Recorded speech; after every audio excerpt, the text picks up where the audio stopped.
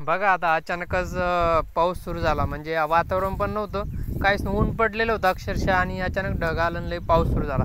तर बरं तरी की आमच्या शेजारच्या एका शिक्षकाचा आत्ता नवीनच बांधलेला गोठा आहे शेळ्यांसाठीच, तर तिथं घेऊन आलो. पूर्ण भिजल्या शेळ्या. बघा बाहेर पण शेळ्याचं अजून दिसत आहे, काही काही शेळ्या बाहेर आहे, काही काही मध्ये, म्हणजे काही शेळ्या बाहेर मध्ये यायला घाबरत आहेत त्या.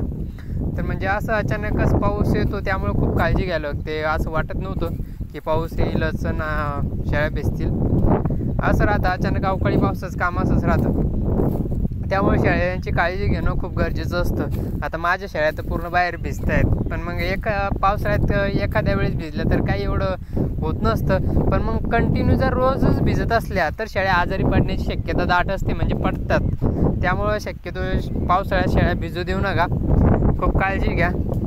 कारण आता एका दिवसानं भिजल्यानं किंवा 15-20 मिनिटात काही नसतो शेळ्यांना, पण मग पावसाची काही गॅरंटी नसते केव्हा येईल. आता बघा गावरान शेळ्यांना शक्यतो असं काही आजार म्हणजे भिजल्या तरी काय होत नसतं. गावरान शेळ्याचं हेच वैशिष्ट्य असतं बघा, त्यामुळंच मी म्हणतो गावरान शेळीपालन बेस्ट आहे. एकच नंबर राहतं गावरान शेळीपालन, उस्मानाबादी शेळीपालन. आपल्याच भागातल्या शेळ्या गावरान शेळ्या एकच नंबर असतात, त्यांना सगळं वातावरण सूट होऊन जातं लगेच. तर पावसाळ्यात आता खूप काळजी घ्यावी लागते, आजार खूप असतात, ताप, सर्दी, जुलाब, मावा, असे बरेचसे आजार असतात. तर त्यासाठीच आपलं चॅनल सबस्क्राईब करून ठेवा, इतरांना पण शेअर करा, जेणेकरून त्यांना पण आपले नवीन नवीन व्हिडिओ बघायला भेटतील आणि माहिती भेटेल. लाईक करा, लाईक केल्यानं तो व्हिडिओ दुसरीकडे लगेच जातो. तर बघा मित्रांनो, आता आपल्या शेळ्या तर भिजले ते, आता घरी अजून थोडा वेळ पाऊस उघडला की चारणारच आहोत. कारण गावरान शेळ्यांना काही नाही, त्या पाण्यात जरी सोडल्यानं चरतील त्या, म्हणजे एवढ्या डेंजर काम राहतं गावरान शेळीचं. तर अचानकच पावसाला सुरुवात झाल्यामुळं काही सुचलं नाही, त्या घरी गोट्यापर्यंत येईपर्यंत पूर्ण भिजल्यात त्या, म्हणजे पळूस तरच भिजल्या.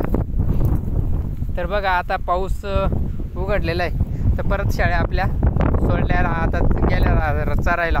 तर बघा आता काहीच प्रश्न असतात की शेळ्या पाण्यात भिजलेला चारा खात नाही, हे करत नाही, बाबळीचा गवत खात नाही किंवा झाडपाला खात नाही. तर बघा शेळ्या मस्त चालतात, पूर्ण गावरान बकऱ्या आहे बरं का, या पूर्ण गावरान बकऱ्या आहे, तरी मस्त भिजलेलं आहे. गवतावर पाणी, अक्षरशः झाडपाल्यावर पण पाणी. आत्ताच पाणी उघडलं लगेच बाहेर गेलं त्या गोट्याच्या. तर गावरान शेळ्यांना कसला पण चारा टाका तुम्ही, सुका चारा खातील किंवा ओला भिजलेला असू द्या तो पण खातील. बघा आता मस्तपैकी चरतायत, काही प्रश्न आहे का? तर तुम्ही लाईव्ह डायरेक्टली बघू शकतात, प्रूफ सगळं बघू शकतात की पाऊस उघडल्यावर शेळ्या चरायला लागल्या. तर मग कशाहून म्हणू शकता की गावरान शेळ्या अशा आहे तशा आहे? फक्त काय एवढं गावरान शेळ्याचं थोडंफार वजनाचं तफावत असते, बाकी दुसरं काही नसतं, पुन्हा आजार पण नसतं, व्यवस्थित असतं. म्हणून म्हणतं गावरान शेळ्यांवर भर द्या. आपल्याच भागातल्या आपल्या गावरान शेळीला आपण विसरत चाललो आहे आणि बाहेरच्या जातीच्या शेळ्यांच्या मागं लागतो आहे.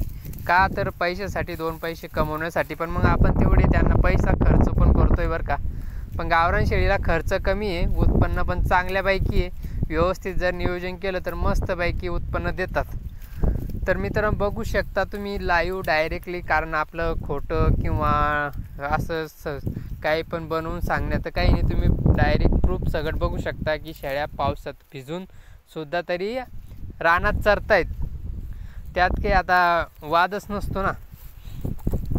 तर मित्रांनो बघा तुम्ही पण गावरान शेळ्या सुरुवात करा, 1-2-4 गावरान शेळ्या ठेवून बघायच्या. आपण जर चांगलं करतोय ना मोठं फार्म, तर 2-4 शेळ्यासुद्धा गावरान ठेवून बघायच्या. बघायचं बाहेरच्या जाती शेळ्या आणि गावरान शेळ्याचं काय येतं, कोणत्या शेळ्या चांगल्या राहतात. तर मित्रांनो व्हिडिओ कसा वाटला कमेंट करून नक्की सांगा, शेअर करा, लाईक करा, आणि भेटू आपण परत एका नवीन व्हिडिओमध्ये. तोपर्यंत सर्वांना बाय बाय, काळजी घ्या, धन्यवाद.